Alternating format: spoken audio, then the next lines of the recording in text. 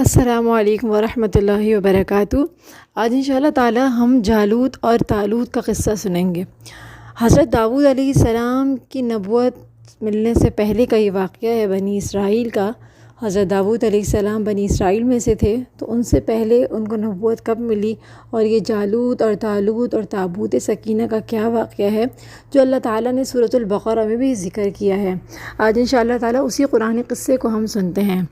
بسم اللہ الرحمن الرحیم۔ سورۃ البقرہ آیت نمبر 246 میں اللہ تعالیٰ فرماتے ہیں الم تر الی الملأ من بنی اسرائیل۔ یہاں اللہ فرماتے ہیں کیا تم نے بنی اسرائیل کے سرداروں کو نہیں دیکھا کہ موسیٰ کے بعد جب انہوں نے اپنے نبی سے کہا کہ ہمارے لیے ایک بادشاہ مقرر کر دیجیے، اس لیے کہ اس وقت روایت میں آتا ہے کہ حضرت سمیل علیہ السلام ان کے نبی تھے جو کہ ضعیف ہو چکے تھے، تو انہوں نے حضرت سمیل علیہ السلام جو ان کے نبی تھے ان سے ذکر کیا کہ آپ ہمارے لیے کوئی ایسا بادشاہ جو کہ مطلب جوان ہو، جو ہماری کمانڈر کے بن جائے اور جہاد وغیرہ میں ہمارا کمانڈر ہو، اس طرح ہمارے لیے ایک بادشاہ مقرر کر دیجئے تاکہ ہم اللہ کی راہ میں لڑیں۔ نبی نے جواب دیا کہ کہیں ایسا نہ ہو کہ تم کو حکم دے دیا جائے لڑائی کا، اس وقت تم نہ لڑو۔ قالوا وما لنا، انہوں نے کہا یہ کیسے ہو سکتا ہے کہ ہم نہ لڑیں اللہ کی راہ میں، حالانکہ ہم کو اپنے گھروں سے نکال دیا گیا اور اپنے بچوں سے جدا کر دیا گیا ہے۔ پھر جب ان کو لڑائی کا حکم ہوا تو سب پیچھے ہٹ گئے سوائے تھوڑے لوگوں کے، اور اللہ ظالموں کو خوب جانتا ہے۔ تو اس طرح ہے واقعہ کہ ان کے نبی نے ان سے کہا کہ بھئی تمہارے آباء و اجداد کا بھی یہی وتیرہ رہا ہے کہ موسیٰ علیہ السلام کے ساتھ بھی انہوں نے یہی کیا تھا کہ جب ان کو جہاد کا حکم ہوا تو انہوں نے ایک جو ہے نا اسٹریٹ فارورڈ جواب دے دیا تھا کہ آپ اور آپ کے خدا اللہ تعالیٰ جا کر لڑیں معاذ اللہ، اور ہم تو یہیں بیٹھے ہیں۔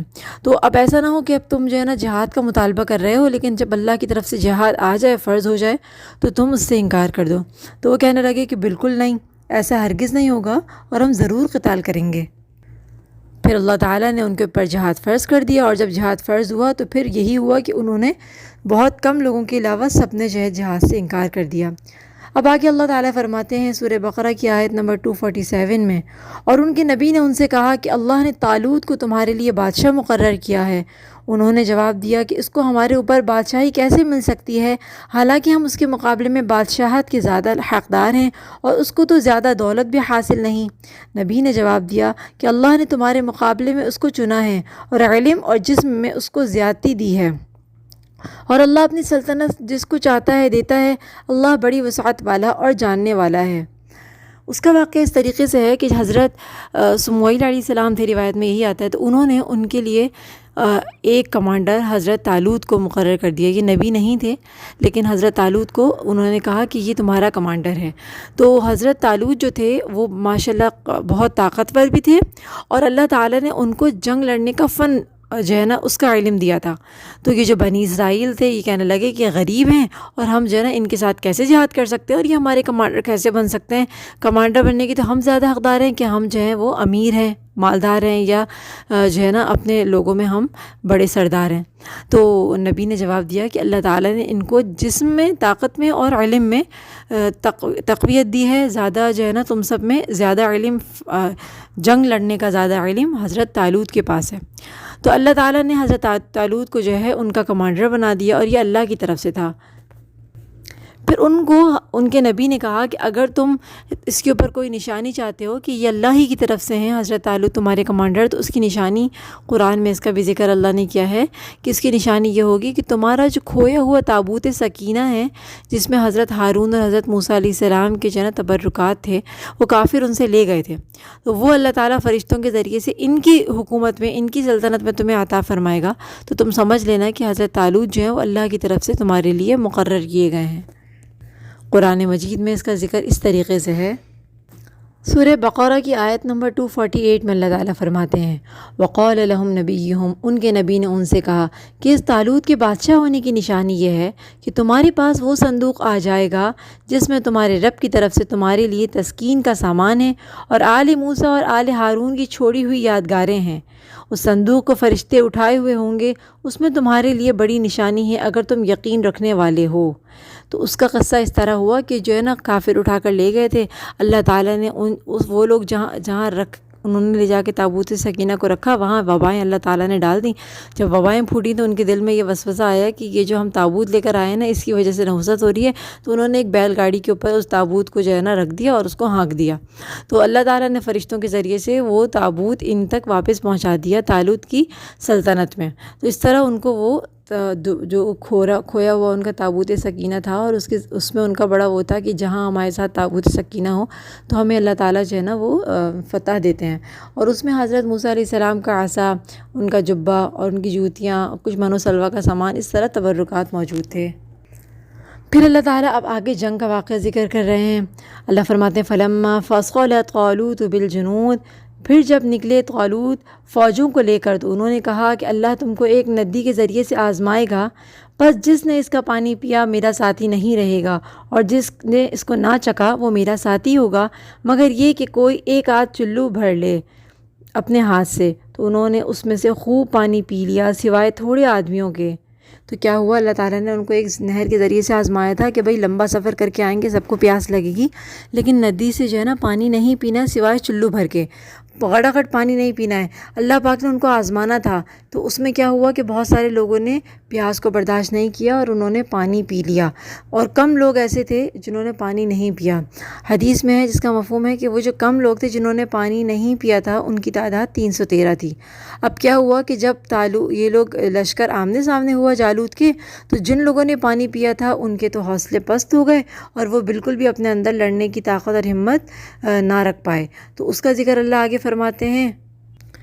پھر اللہ تعالیٰ قرآن مجید کے اندر یہ فرماتے ہیں، کیا ہوا پھر جو لوگ ایسے تھے جنہوں نے پانی نہیں پیا تھا، جب وہ طالوت اور اس پر قائم رہنے والے لوگ تھے دریا پار کر چکے، تو ان لوگوں نے کہا کہ آج ہم کو جالوت اور اس کی فوجوں سے لڑنے کی طاقت نہیں۔ جو لوگ یہ جانتے تھے کہ وہ اللہ سے ملنے والے ہیں، انہوں نے کہا کہ کتنی ہی بار ایسا ہوا ہے کہ چھوٹی جماعتیں اللہ کے حکم سے بڑی جماعت پر غالب آئی ہیں، اور اللہ تو صبر کرنے والوں کے ساتھ ہے۔ اور جب طالوت اور اس کی فوجوں سے ان کا سامنا ہوا، انہوں نے اللہ سے ہی کہا، اے ہمارے پیارے اللہ، ہم پر صبر ڈال دے، انڈیل دے، وثبت اقدامنا، ہمارے قدموں کو جما دے، وانصرنا علی القوم الکافرین، ان کافروں کے مقابلے میں ہماری مدد فرما۔ انہوں نے اللہ سے کیا دعا مانگی، ربنا افرغ علینا، اے ہمارے رب آپ ہم پر صبر کو انڈیل دیجئے۔ اس سخت جنگ کے اندر سامنے طاقتور فوج موجود ہے۔ جالوت جو تھا وہ بہت طاقتور تھا، قداور بھی تھا، اور اس نے اپنے آپ کو پورا زرہ کے اندر چھپایا ہوا تھا سوائے ایک آنکھ کے۔ تو ان کو دیکھ کر اتنی ہیبت تھی کہ بہت سے لوگوں نے تو لڑنے سے ہی انکار کر دیا تھا، لیکن جو لوگ ایمان پر قائم تھے، جنہوں نے اللہ کی نافرمانی نہیں کی تھی، اللہ تعالیٰ نے ان کو ہمت دی۔ انہوں نے یہ دعا اس وقت مانگی کہ اللہ پاک آپ ہم پر صبر انڈیل دیجئے، ہمارے قدموں کو جما دیجئے، کافروں کے مقابلے میں ہماری مدد فرمائیے۔ اللہ آگے فرما رہے ہیں فَهَزَمُوهُمْ، پر اللہ تعالیٰ نے، اللہ کے حکم سے کیا ہوا کہ اللہ تعالیٰ نے ان کو شکست دے دی۔ وہ جو جالوت کی قوم تھی، جالوت کی فوج، اس کو اللہ نے شکست دے دی، اور داؤد علیہ السلام نے جالوت کو قتل کر دیا۔ اب داؤد علیہ السلام جو تھے وہ اس فوج کے اندر ایسے سپاہی تھے، وہ طالوت کی انڈر میں جو ہے ایک سپاہی تھے، اور اس وقت ان کو نبوت بھی نہیں ملی تھی۔ اللہ تعالیٰ نے ان سے یہ کام لینا تھا، اللہ کو ان کی یہ ادا اتنی پسند آئی کہ حضرت داؤد علیہ السلام جو تھے پہلے بکریاں چلایا کرتے تھے، اور انہوں نے جو ہے نا وہ غلیل چلانے کی یا پتھر مارنے کی ایسی مشق تھی ان کو کہ کہتے ہیں روایت میں آتا ہے وہ پتھر اتنی زور سے مارتے تھے غلیل کے ذریعے کہ بھیڑیے یا شیر وغیرہ کا جبڑا توڑ دیتے تھے۔ انہوں نے ایسے گھما کے اوپر پہاڑ پہ چڑھ کے ایسے گھما کے مارا جالوت کو کہ اس کی ایک آنکھ جو زرہ سے باہر تھی اسی میں جا کے وہ پتھر لگا۔ تو حضرت داؤد علیہ السلام نے جالوت سے جنگ میں جالوت کو ہرا دیا۔ تو اللہ تعالیٰ نے اس کے بدلے میں حضرت داؤد علیہ السلام کو کیا دیا، اللہ فرماتے ہیں وَآتَاهُ اللَّهُ الْمُلْكَ، اللہ نے داؤد علیہ السلام کو بادشاہت، والحکمہ دانائی، وعلمہ مما یشاء، اور جن چیزوں کا چاہا اللہ تعالیٰ نے ان کو علم بخش دیا۔ ولولا دفع اللہ الناس، اور اگر اللہ بعض لوگوں کو بعض لوگوں سے دبایا نہ کرے تو زمین فساد سے بھر جائے، مگر اللہ دنیا والوں پر بڑا فضل فرمانے والا ہے۔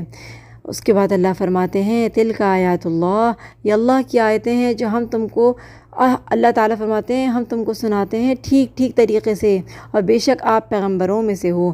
اب یہاں دیکھیے اللہ تعالیٰ جو قصہ بیان کر رہے ہیں کہ حضرت داؤد علیہ السلام نے جب سپاہی تھے تو ایسی جنگ لڑی کہ اللہ تعالیٰ کو ان کی ادا اتنی پسند آئی، ان کا لڑنا اور ان کا جو ہے نا وہ جالوت کو قتل کرنا اتنا پسند آیا کہ اللہ تعالیٰ نے ان کو نبوت بھی دے دی، بادشاہت بھی دے دی، اور اللہ نے ان کو علم بھی دیا۔ کس چیز کا علم تھا؟ ان کے اندر فیصلے کا علم بھی بہت اللہ تعالیٰ نے دیا۔ اور اللہ پاک نے جب ان کو یہ سب چیزیں دیں، پھر طالوت علیہ السلام جو تھے وہ نبی تو نہیں تھے، انہوں نے اپنے بعد جو ہے حضرت داؤد علیہ السلام کو بادشاہ بنایا۔ اللہ پاک نے ان پر فضل فرمایا، ان کو بیٹا بھی عطا فرمایا، اور جو ہے وہ یہ بنی اسرائیل کے اندر ان کو کمانڈر بنا دیا۔ اس کے بعد داؤد علیہ السلام کا جو قصہ ہے پورا تفصیل سے کہ اللہ پاک نے ان کے اوپر کتنی نعمتیں کیں، کتنے معجزات دیے، اور اللہ پاک نے ان کے اوپر کتنا فضل کیا۔ وہ جنگ میں ماہر تھے، اللہ نے ان کو زرہیں بنانا سکھائیں، لوہے کو ان کے ہاتھ میں پگھلا دیا۔ تو یہ سارا قصہ ہم نے دوسرے قصے کے اندر بیان کیا ہے، اس کا ڈسکرپشن کے اندر آپ کو لنک مل جائے گا۔ اس کے بعد آپ حضرت داؤد علیہ السلام کا قصہ سنیے۔ السلام علیکم ورحمۃ اللہ وبرکاتہ۔